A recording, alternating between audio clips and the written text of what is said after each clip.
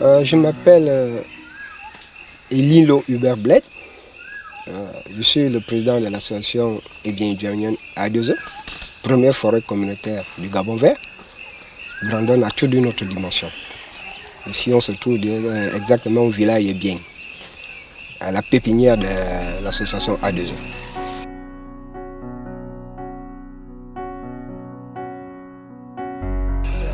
Notre cheval de bataille, c'est le développement communautaire. Alors, ce développement communautaire, et nous avons sauté sur l'occasion, à partir du décret 1028 pour la création des forêts communautaires. Et ici, dans ces forêts communautaires, on est à la première forêt communautaire, comme je l'ai dit tout à l'heure.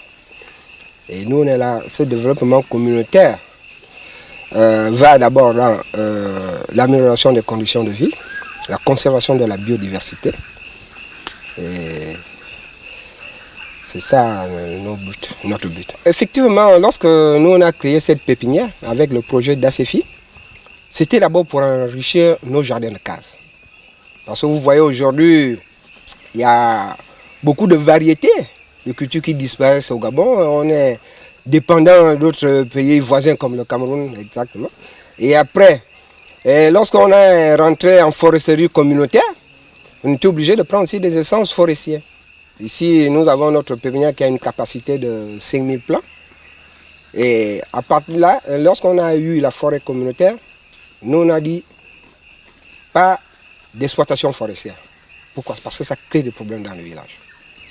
L'exploitation forestière crée... Non seulement notre forêt communautaire est la plus petite du Gabon, 1256 hectares, et puis il y a aussi des repasses, dont les poches que nous avons, on les a préservées dans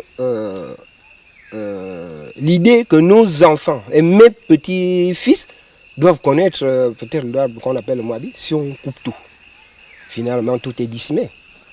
Et effectivement, c'est pas pour rien qu'on a rejoint, on a signé le partenariat avec des projets comme d'ACEFI, comme Conservation Justice dans son projet à l'EFI, parce que ce sont des trucs qui vont pour la préservation, la protection de la nature, la conservation de la biodiversité. Et on est même membre du Tridome.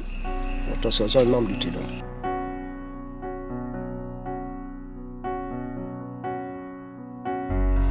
Notre pépinière a multiples actions. C'est d'abord, dans un premier cas, reboiser d'abord nos forêts, parce qu'on a ici des reboisements de 276 plants qui sont déjà là, plantés, malgré que le chargé de reboisement ne soit pas là. Et il peut y avoir quelqu'un qui peut venir acheter pour aller le faire ailleurs. Nous, on est là pour tout le monde. On peut vendre en dehors de l'enrichissement des jardins de cases, comme je vous l'ai dit. Mais on peut aussi vendre. Malheureusement pour nous, le reboisement n'est pas respecté par les forestiers et le ministère des eaux et forêts. Parce que si nous, on pouvait signer des partenariats avec tous ces opérateurs économiques, on pourrait dire que la forêt gabonaise devait toujours rester là. Puisque ici, tout le monde se contente de couper. Mais il n'y a pas de gens qui reboisent. Donc, on peut les vendre, comme on le fait d'ailleurs.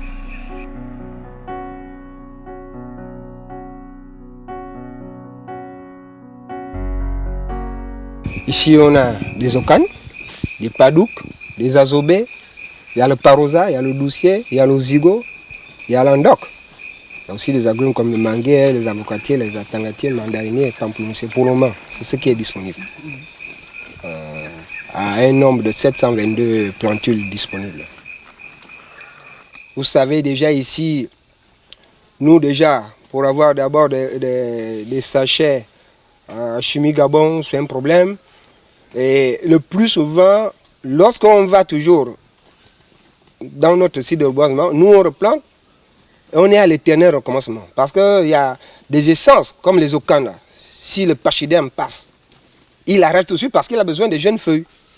Donc il faut même faire la garde là-bas sur le site de reboisement comme si on faisait dans nos plantations. Et le plus souvent, il déracine. Comme les jeunes Moabi, ils cassent, comme l'amvoute aussi, ils cassent. Ce sont les grandes difficultés. Et puis nous, on n'a pas un soutien de l'État. Et surtout que nous, lorsque vous ne faites pas l'exploitation forestière, si tout le monde vous néglige. Et puis il n'y a pas de grands revenus. Donc on n'a pas vraiment beaucoup de revenus pour essayer un peu de multiplier, aller un peu plus grand. Donc on avance à pas de temps.